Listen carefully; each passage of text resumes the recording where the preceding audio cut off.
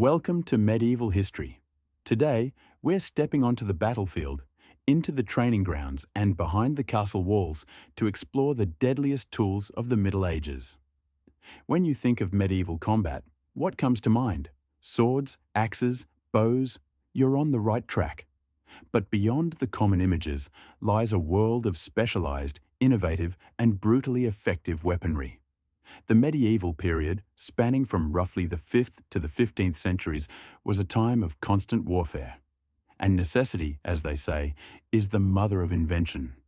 Over these 1,000 years, weapons evolved dramatically to counter new armors, new tactics, and new threats. From simple tools of war to sophisticated instruments of destruction, these weapons shaped battles, decided fates, and defined an era. Choosing just 5 of the most iconic and effective is a challenge, as there were hundreds of variations and regional favorites. But we've narrowed it down to 5 heavy hitters that left an undeniable mark on medieval combat. These aren't just powerful. They tell a story of ingenuity, adaptation, and the relentless pursuit of battlefield advantage.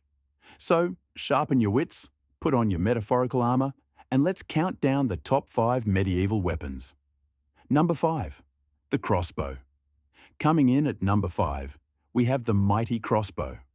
This isn't just a simple bow and arrow. It's a piece of advanced medieval engineering, often called the machine gun of the Middle Ages, for its rapid-fire potential in later variants. Originating in ancient China, the crossbow found its way to Europe and became widespread from the 10th century onwards. What made it so revolutionary? Firstly, its incredible power. Unlike a longbow, which relied on immense strength from the archer, a crossbow stored tension mechanically. This meant it could propel a heavy bolt, or quarrel, with immense force, capable of piercing through chainmail and even early plate armor at close range. Secondly, its ease of use. While a longbow required years of intense training and incredible upper body strength, a crossbow could be mastered relatively quickly by an average soldier. Load a bolt, crank the string back, aim, and pull the trigger. This democratized archery, allowing large numbers of less trained soldiers to wield significant firepower. This ease of use also meant an archer could maintain aim for longer periods, waiting for the perfect shot. However, the crossbow wasn't without its drawbacks. It had a much slower rate of fire compared to a longbow, especially the more powerful variants that required cranking mechanisms to draw the string. And while powerful, its range was generally shorter than a skilled longbowman's. Despite this, its sheer piercing power and accessibility made it a feared weapon. Popes even tried to ban it at one point, deeming it too brutal and unchivalrous for Christian warfare, a testament to its effectiveness. The crossbow was a game-changer, forcing armorers to develop thicker plate armor and influencing siege warfare for centuries. Number 4. The war hammer. At number 4, we have a weapon designed to counter the greatest defensive innovation of the Middle Ages, the war hammer. As knights started to encase themselves in full plate armor from the 14th century onwards, swords and even arrows became less effective. A new kind of weapon was needed, one that didn't cut or pierce, but crushed. The warhammer typically featured a heavy, blunt head on one side, designed to deliver a concussive blow that could dent or even shatter plate armor, or at least transmit devastating force to the knight inside, causing broken bones or internal trauma without even breaching the steel. On the other side, many warhammers had a sharpened beak or spike, known as a bec de corbin, or raven's beak. This spike was designed for piercing. It could punch through the gaps in armor, catch on joints, or even penetrate the visor of a helmet, making it a terrifyingly precise and lethal tool. Unlike a sword, which required a certain finesse and cutting edge to be effective against armor, the warhammer's strength lay in its brute force. It was a specialist weapon, wielded by heavily armored men, often on foot, in the close-quarters brutality of late medieval battle. Its development signifies an ongoing arms race between armorers and weapon makers, where every defensive advancement was quickly met by an offensive innovation. The war hammer was simple, efficient, and horrifyingly effective against the most heavily protected warriors of the age. Number 3. The poleaxe. Taking our number 3 spot is not just one weapon, but a family of weapons. The poleaxe, or more broadly, the polearm. This category includes halberds, billhooks, glaives, and various other long-handled multifunctional tools of war. Why are polearms so effective? Length, leverage, and versatility. A soldier wielding a polearm has a significant reach advantage over an opponent armed with a sword or a shorter weapon. This extra reach keeps enemies at bay, allows for striking from a safer distance, and is crucial in massed formations. The most iconic of these, the poleaxe, truly embodies versatility. It's essentially a Swiss army knife of medieval combat. At the business end, you'd typically find an axe blade for chopping, a hammerhead for crushing armor, much like the warhammer, and a sharp spike or thrusting point on top. Some also had a smaller spike on the back of the axe head for grappling or piercing.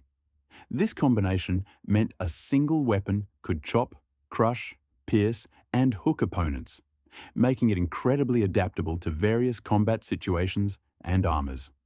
Polearms were particularly devastating in infantry formations. A line of soldiers with poleaxes could create an almost impenetrable wall of steel, preventing cavalry charges from reaching them and making short work of any foot soldiers who got too close. They were also excellent for dismounting knights or pulling them off balance. The polearm was the weapon of choice for professional infantry throughout the late Middle Ages, proving that sometimes reach and versatility trumped all else. Number 2. The longsword. At number 2, we have the enduring symbol of the medieval knight, the longsword.